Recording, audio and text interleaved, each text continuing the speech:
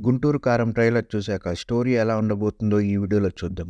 మాకైతే ప్రశాంత్ నీల్ 'ఉగ్రం' మూవీని గ్రాండ్‌గా రీటెల్లింగ్ చేసి 'సాలార్' తీసినట్లు, ఈ 'గుంటూరు కారం' మూవీని త్రివిక్రమ్ 'విశాల్' మూవీ 'భరణి' గ్రాండ్ స్కేల్‌లో కొన్ని మార్పులు చేసి రీటెల్లింగ్ చేశాడు అనిపిస్తుంది. దానికి డీటెయిలింగ్ ఇప్పుడు ట్రైలర్‌లో ఒక్కొక్క షాట్‌ని, ఒక్కొక్క క్యారెక్టర్‌ని తీసుకొని మేము చెప్తాం.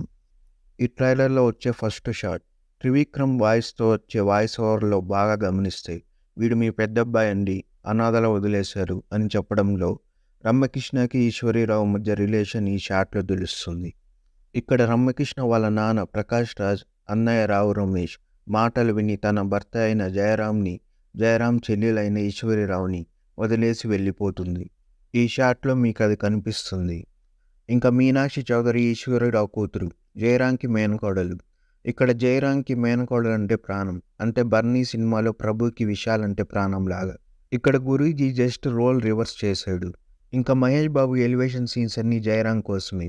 జయరాం మంచి పనులు చేస్తూ గుంటూరు రైతులకు అండగా ఉంటాడు. అది నచ్చని గ్యాంగ్ సునీల్ ఇంకా జగపతి బాబు.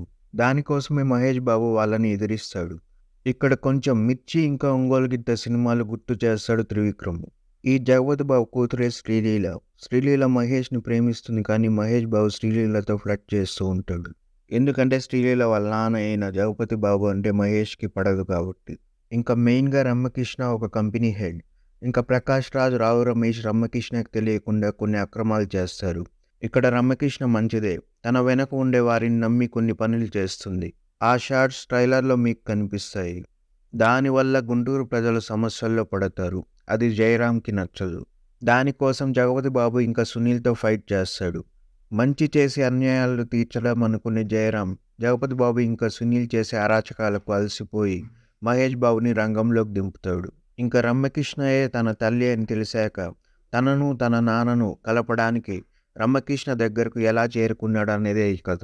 మా వీడియో నచ్చితే please like, share and subscribe to cut చేస్తే.